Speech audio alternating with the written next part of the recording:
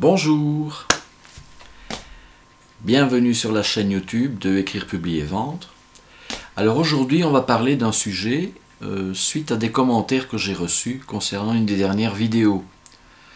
Dans cette vidéo j'expliquais notamment l'intérêt pour vous auteurs de connaître votre audience, c'est-à-dire quel serait éventuellement le lecteur idéal, la cible idéale, le public idéal vers qui vous souhaiteriez faire lire votre livre. Il y a un aspect marketing bien entendu, bien que le mot de marketing puisse en effrayer quelques-uns, mais fondamentalement, il faut se poser une question. Moi j'écris pour être lu.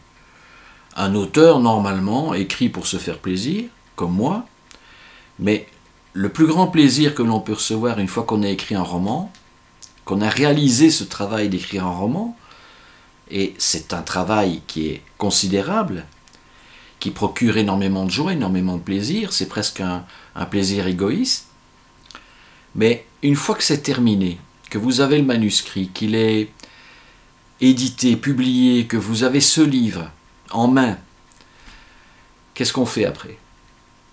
S'il n'est pas lu, ou très peu lu, imaginons qu'il n'est lu que par 10 personnes ou 15 personnes, par votre famille, vos amis les plus proches, vos voisins, des anciens copains d'école, la meilleure amie, etc.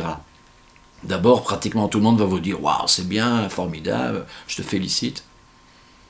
Mais après, le retour que vous avez, les échos, vous avez quoi? Vous n'avez rien. Donc, je pense que écrire pour être lu, c'est fondamental, c'est important. Il faut avoir du retour. Moi, c'est pour ça aussi que j'ai choisi un système qui m'a permis de toucher un public que je ne connaissais pas. Alors, le succès est venu un peu par hasard. Le livre est monté, il est passé dans le top 100, puis il est resté 3 jours, 5 jours, 10 jours, 15 jours, 42 jours finalement. Donc, il y a plein de personnes que je ne connais pas, que je ne connaissais pas, qui ont lu Trouble Jeu, et qui m'ont envoyé des messages, des mails, qui ont déposé des commentaires, et 80 à 90% des commentaires sont très positifs. Il y a quelques commentaires qui disent « Tiens, moi j'ai préféré ça, etc. Ah là, j'ai trouvé que c'était un peu trop érotique. Ah là, j'ai trouvé ceci. Ah, dommage que ça s'est passé comme ça à la fin. » Moi, bon. Mais ce qui est important, c'est que ça m'a donné des balises, ça m'a donné des indicateurs. J'ai pu, en tant qu'auteur, en tant qu'écrivain, au-delà du plaisir que j'ai pu avoir à écrire Trouble Jeu, j'ai pu recevoir le retour. Ça, c'est important.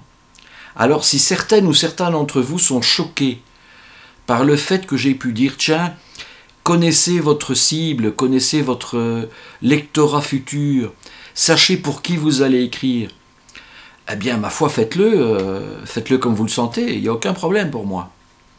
Mais bon, faites-vous plaisir. Mais je vais prendre le raisonnement dans l'autre sens. Imaginons qu'un écrivain comme Guillaume Musso, qui est fort critiqué, on dit « Ouais, Musso, c'est de la littérature, ceci, populaire, etc. C'est pas un écrivain, bon, excusez-moi, mais quelqu'un qui est maintenant à plus de 50 millions d'exemplaires vendus, c'est qu'il y a quand même quelque chose. » Bon, moi, personnellement, j'ai beaucoup de respect pour Guillaume. Bien, je vais vous dire une chose. Guillaume, il connaît son lectorat, il connaît son public cible, il sait plus ou moins le profil des personnes qui lisent son livre. Moi, je ne suis pas dans son profil.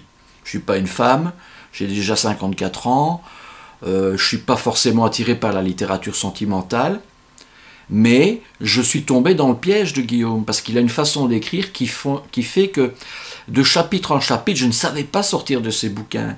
J'avais envie de connaître la suite, il m'a pris comme ça. Sa technique du cliffhanger, etc., ça fonctionne très bien. Et en plus, il a évolué, son style a évolué, maintenant il va vers le polar, il va vers le mystère. Eh bien, s'il mettait dans son prochain roman de la science-fiction, etc., puis que ça se passe dans un western, vous pensez que son public réagirait de la même façon? Non, il aurait peut-être un nouveau public qui arrive, du fantasy ou western science-fiction, mais il n'aurait probablement plus, alors pour le livre d'après, le même lectorat, le même public. Alors maintenant, bon oui, est-ce qu'il faut être auto-édité? Est-ce qu'il faut aller chez un éditeur? C'est un autre sujet. Bon, il y a plusieurs points de vue, bien entendu. Bon, si vous voulez tenter les maisons d'édition, faites-le, il ne faut pas hésiter. Bon an, mal an, je donnerai ça dans les détails, c'est une chance pour 1000. Une chance pour 1000. Et encore, pour passer le comité de lecture, parce qu'après, vous allez devoir vous mettre à poil, parce qu'il faudra changer des choses, on va vous dire non, le titre n'est pas bon, la couverture, on ne mettra pas celle-là, la photo derrière, ah non, on ne met pas celle-là, on met celle-là, la 4e de couverture, on la refait complètement, écoutez, le nom de tel personnage, il faut le changer parce que c'est pas vendeur, etc. Et alors vous pourrez toujours dire oui ou non, vous dites non, au revoir monsieur, merci, vous dites oui, ben on continue d'avancer. Et il faut 6 mois à 1 an pour que le livre sorte. C'est un choix. Moi, j'ai fait le choix de la liberté, c'est-à-dire que je mets la couverture que je veux, je mets le titre du roman que je veux, je donne le nom que je veux à mes personnages, je construis mes chapitres comme j'en ai envie, j'écris avec le style que j'ai envie et que j'aime, je décris mon histoire au rythme que j'ai envie de la décrire, et voilà, j'ai fait le choix de la liberté. C'est un petit coup de gueule, mais enfin voilà, ça fait du bien.